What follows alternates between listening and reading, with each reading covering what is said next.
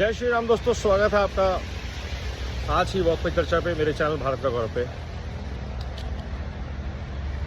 भारत ने world wide terrorism के खिलाफ और टेररिज्म को सपोर्ट करने वाली फोर्सेस के खिलाफ नैरेटिव को ठीक करने का बीड़ा उठाया। पाकिस्तान की हरकतों को दुनिया भर के देशों में इंक्लूडिंग मुस्लिम देशों में जाकर बताने का बीड़ा उठाया। ऑपरेशन सिंदूर को ख़त्म करके जो भारत ने हासिल किया और क्यों हासिल किया उसको दुनिया को बताने का बीड़ा उठाया, क्योंकि वरना अल जजीरा से लेकर के CNN तक ये लोग अपने नैरेटिव बनाते।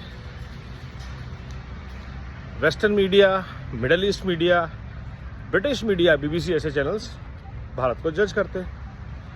तो भारत ने क्या किया कि ये जो वेस्टर्न आइडियोलॉजी है, स्ट्रैटेजी है, नैरेटिव है, इसके खिलाफ भारत का पर्सपेक्टिव रखने का प्रयास किया और सारे भारत से, हर पार्टी से लोगों को लिया जिनका एक्सपीरियंस है, चाहे वो सलमान खुर्शीद हों, चाहे वो शशि थरूर हों, चाहे वो तेजस्वी सूर्या जैसे यंग लीडर्स हों। इन सब का एक ग्रुप बनाया गया और इनको अलग अलग देशों के लिए तैयार किया गया भारत का पर्सपेक्टिव रखने के लिए।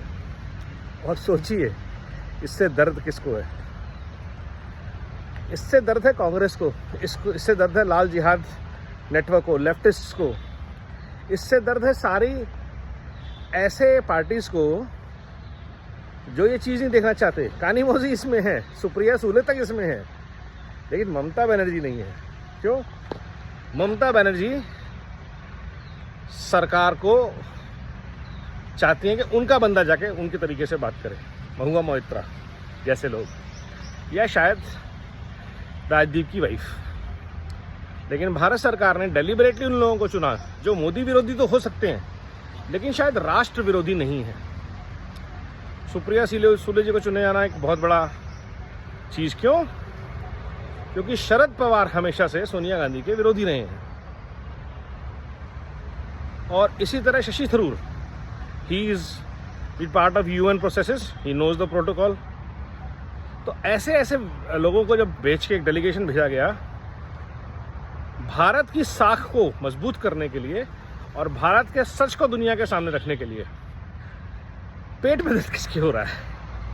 और जो आज की डेट में वेस्टर्न नैरेटिव का यार है वो देश का गद्दार है। जो पाकिस्तान की बात करेगा उसके पिछवाड़े पे लात पड़ेगा। और जो लोग पूछ रहे हैं कितने राफेल गिरे हमें बताओ, उनका एजेंडा क्या है आपको पता है? आप खुश रहिए।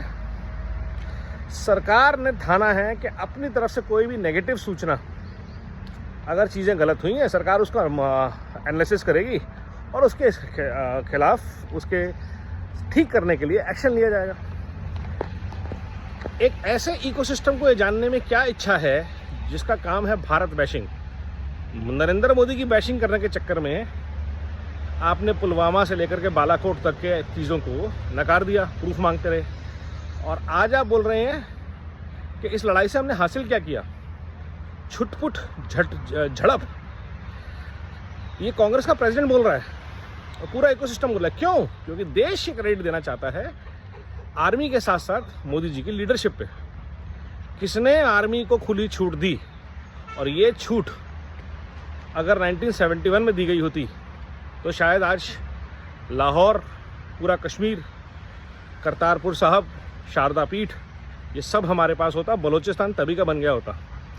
और बांग्लादेश से 1 करोड़ से ज़्यादा इलीगल इमिग्रेंट्स उस समय नहीं आते जो आज 5-7 करोड़ के आसपास होंगे पूरे भारत के कोने कोने में।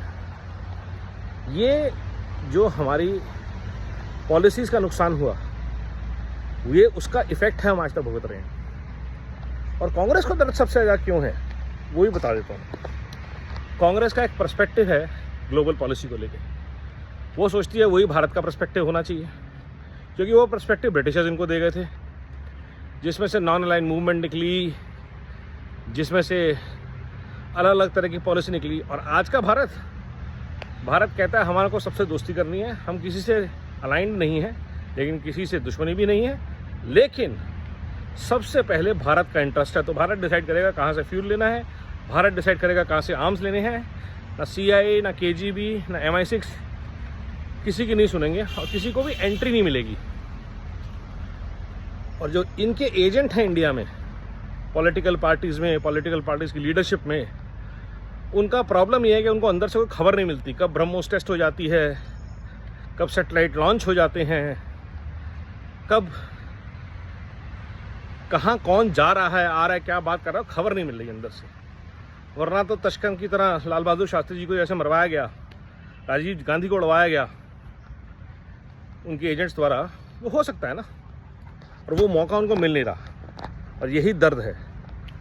तो भारत के हर नागरिक को इस बात को समझना पड़ेगा कि सरकार क्या कर रही है। सरकार दुनिया के में भारत का नैरेटिव सेट कर रही है। इस बार गेम हमारा, गोल पोस्ट भी हमारा और प्लेयर भी हमारे। नमो भारत, वंदे मातरम, जय हिंद।